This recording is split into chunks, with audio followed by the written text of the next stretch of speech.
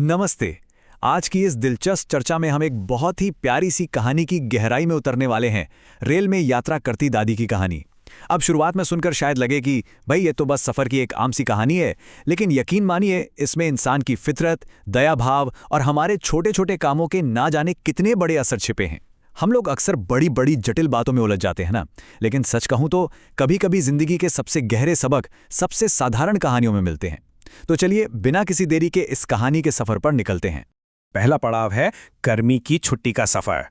तो कहानी शुरू होती है गर्मियों की छुट्टियों से। एक दादी अपने पोते राहुल के साथ ट्रेन से गांव की ओर जा रही हैं। ट्रेन अपनी वही पुरानी धीमी रफ्तार से छुक छुक करती हुई आगे बढ़ रही है। जरा कल्पना कीजिए, वो खिड़की वाली सीट और बाहर लगातार बदलता हुआ नजारा। हरे भरे खेत पीछे छूट रहे हैं, बड़े बड़े पेड़ और छोटे छोटे स्टेशन बस पलक झपकते ही गायब हो रहे हैं। हम सबने बचपन में ऐसा सफर कभी ना कभी जरूर किया है ना? और सफर की ये जो धीमी सी गति होती है ना, यही तो हमारे दिमाग को नए ख्यालों और कहानियों के लिए एकदम खोल देती है।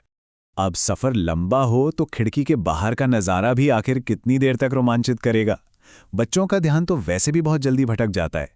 तो राहुल भी बोर होने लगा और उसने अपनी दादी से वही चिर परिचित जिद की, दादी कोई कहानी सुनाओ ना। कितनी स्वाभाविक सी मांग है। और बस यहीं से हमारी इस मुख्य कथा के अंदर एक और बेहद खूबसूरत कथा जन्म लेती है। दादी थोड़ा मुस्कुराती हैं और उसे सालों पुरानी अपनी एक रेल यात्रा का किस्सा सुनाने का फैसला करती हैं। दूसरा भाग, दादी की कहानी। दादी राहुल को बताती हैं कि बहुत साल पहले की बात है। एक बूढ़ी अम्मा अपनी जिंदगी में पहली बार रेलगाड़ी में सफर कर रही थीं। सफर के लिए उनके पास एक छोटा सा खाने का डब्बा था। अब ध्यान दीजिएगा, उसी डिब्बे में उनके ठीक सामने वाली सीट पर एक गरीब सा बच्चा बैठा था। इस बच्चे को भूख बहुत तेज लगी थी, लेकिन वो बिल्कुल खामोश था, किसी से कुछ नहीं कह रहा था। अब यहाँ एक बहुत ही गहरा विरोधाभास है। जरा सोच कर देखिए, एक तरफ एक बुजुर्ग महिला है जो पहली बार यात्रा कर रही हैं और उनके पास अपना खाना है, और दूसरी तरफ एक मजबूर भूखा बच्चा है जो शायद डर या संकोच की वजह से एक शब्द भी नहीं बोल पा रहा है। तीसरा पड़ाव, भूख और मदद।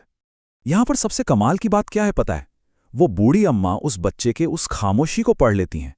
बिना उस बच्चे के कुछ कहे वो समझ जाती हैं कि उसे कितनी तेज भूख लगी है, और फिर बिना एक पल सोचे, बिना किसी हिचकिचाहट के, वो अम्मा अपना वो छोटा सा खाने का डिब्बा उस अजनबी बच्चे के साथ बांट लेती हैं। जैसी वो बच्चा खाना खाता है ना, उसके चेहरे पर जो सुकून आता है वो बस इस एक वाक्य में छलक पड़ता है, दादी आप बहुत अच्छी हैं। सच कहूं तो ये सिर्फ एक वाक्य नहीं है, ये एक भूखे पेट से निकली हुई बहुत गहरी कृतज्ञता है। ये दिखाता है कि आपका एक छोटा सा निस्वार्थ काम किसी इंसान के चेहरे पर कितनी बड़ी खुशी ला सकता है। चौथा हिस्सा, अच्छाई का फल। अब कहानी में आता है एक नया मोड़। कुछ ही देर बाद अम्मा का स्टेशन आ जाता है, और जैसा कि अक्सर होता है वो हड़बड़ी में ट्रेन से उतरने लगती हैं। इसी जल्दबाजी में क्या होता है कि उनका एक बैग उसी सीट के ठीक नीचे छूट जाता है। अम्मा को इस बात का जरा भी अंदाजा नहीं था, लेकिन तभी उस भूखे बच्चे की नजर उस बैग पर पड़ती है। वही बच्चा जिसकी अम्मा ने मदद की थी। वो तुरंत उस बैग को उठाता है और उन्हें वापस करने के लिए दौड़ पड़ता है। ये पूरी घटना इतनी तेजी से होती है जो साफ दिखाती है कि अच्छाई का ये चक्र कितनी जल्दी पूरा हो जाता है। जब वो बच्चा हाफता हुआ भागकर अम्मा के पास वो बैग लेकर पहुंचता है तो वो एक बहुत ही भावुक कर देने वाली बात कहता है। वो कहता है, दादी आपने मेरा पेट भरा था, मैं आपका सामान कैसे भूलने देता। जरा सोचिए इस बात की गहराई को। यह सिर्फ एक छूटा हुआ सामान वापस करने की बात नहीं है, ये तो एक तरह से अपना ऋण चुकाने की भावना है। उस बच्चे ने अम्मा की उस दयालुता को अपने मन में इतनी गहराई से बिठा लिया था कि उसने साबित कर दिया, जब आप किसी के लिए कुछ अच्छा करते हैं तो वो इंसान भी बस मौके की तलाश में रहता है कि कैसे उस अच्छाई का बदला चुकाया जाए। ये एक दूसरे पर निर्भरता और कृतज्ञता का क्या ही बेहतरीन उदाहरण है। पांचवां और आखिरी भाग, कहानी की सच्ची सीख। तो दादी वापस वर्तमान में लौटती हैं और राहुल को समझाती हैं कि जिंदगी के सफर में अगर हम लोगों के साथ प्यार और मदद की भावना से पेश आएं तो वो अच्छाई लौटकर हमारे पास ही आती है, किसी ना किसी रूप में। और इसका तुरंत असर देखिए।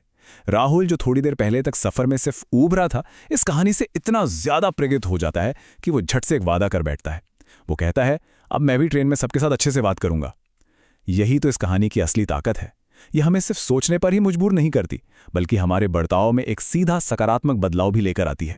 तो इस पूरी चर्चा का निचोड़ एकदम साफ है और वो सीख ये है कि दूसरों की मदद करने से प्यार और भलाई वापस मिलती है।